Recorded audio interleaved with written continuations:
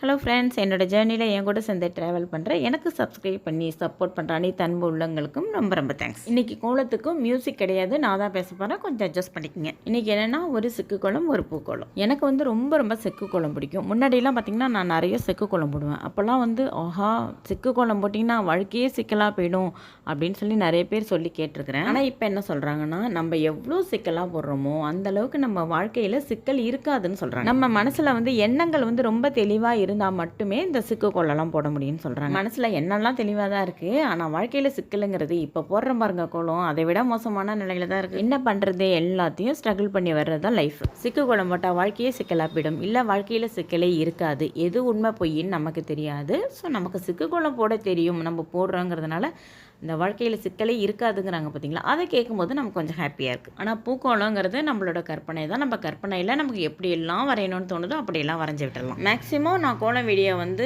வியாழக்கிழமை போடுவேன். ஏன்னா நீங்கள் அப்போ தான் பார்த்துட்டு உங்களுக்கு ஒரு ஐடியா கிடைக்கும். அடுத்த நாள் வெள்ளிக்கிழமை உங்கள் வீட்டு வாசலில் போகிறதுக்கு உங்களுக்கு நல்லாயிருக்கும். நான் போடுற கோலம் உங்களுக்கு பிடிக்கும்னு நம்புகிறேன். பிடிச்சிருந்தாலும் சரி, பிடிக்கலனாலும் ஒரு லைக் போட்டுருங்க. ஏன்னா எவ்வளோ கஷ்டப்பட்டு வீடியோ எடுக்கிறோம். சில பேருக்கு கோலம் போட தெரியாது, எனக்கு வராதுன்னு சொல்லுவாங்க. அவங்கெல்லாம் கவலையே பட வேண்டாம், ஏன்னா எல்லாமே ப்ராக்டிஸ் தான். நான் வந்து சின்ன பிள்ளையாக இருக்கும்போது கோலம் போடுவோம் பார்த்தீங்களா, அப்போ பார்த்தீங்கன்னா இந்த புள்ளி வச்சு செக்கு கோலம் போடும்போது எங்கள் தெருவில் ஒரு முருங்கை மரம் இருக்கும். அது பார்த்தீங்கன்னா அப்பப்போ அந்த காற்றுல பழுப்பு இலையை வந்து கீழே கொட்டும். நான் வந்து கோலம் போடும்போது புள்ளியோட புள்ளியாக அதையும் ஒரு புள்ளின்னு நினச்சிலாம் கோலம் இழுத்து விட்ருக்கேன். அப்போ நான் இந்த லட்சத்தில் கோலம் போடுவேன்னு பார்த்துங்க. ஆனால் இப்போ இருக்கிற இடத்துல முருங்கை மரத்துக்கு வெள்ளை இல்லை, அவ்வளோ பெரிய வாசலுக்கு வெள்ளை இல்லை. ஃப்ரெண்ட்ஸ், எனக்கு மயில் கோலம் வந்து ரொம்ப பிடிக்கும். ஏதாவது ஒரு கோலத்தில் ஒரு சுழி இருந்தது வைங்களேன், அதை நான் சும்மாவே விட மாட்டேன், அதில் ஒரு மூக்கை போட்டு விட்டுருவேன். ஸோ ஃப்ரெண்ட்ஸ், உங்களுக்கு ஒரு அன்பான வேண்டுகோள், வீடியோ மட்டும் பார்த்துட்டு போகாமல் லைக் பண்ணிவிட்டு ஷேர் பண்ணி சப்ஸ்கிரைப் பண்ணி சப்போர்ட் பண்ணும்படி அன்புடன் கேட்டுக்கொள்கிறேன். என்னோட கோலத்தில் அதிகமாக பார்த்தீங்கன்னா மயில் கோலம் தான் இருக்கும். மயிலுக்கு மட்டும் இந்த விஷயம் தெரிஞ்சதுன்னா அது கூட லைக் போட்டுரும். இந்த பூக்கோலம் சிக்கு கோலம் ரெண்டுத்துக்கும் என்ன ஒரு வித்தியாசம்னா, பூக்கோலம் வந்து நம்ம விதவிதமாக போடலாம். அது மட்டும் இல்லை, பார்க்கறதுக்கு ரொம்ப அழகாக இருக்கும். ஒவ்வொரு கோலமும் நமக்கு வித்தியாசம் தெரியும். ஆனால் செக்கு கோலம் பாருங்கள், அதை புரிஞ்சுக்கிட்டவங்களுக்கு மட்டும்தான் அதோட வித்தியாசம் தெரியும்.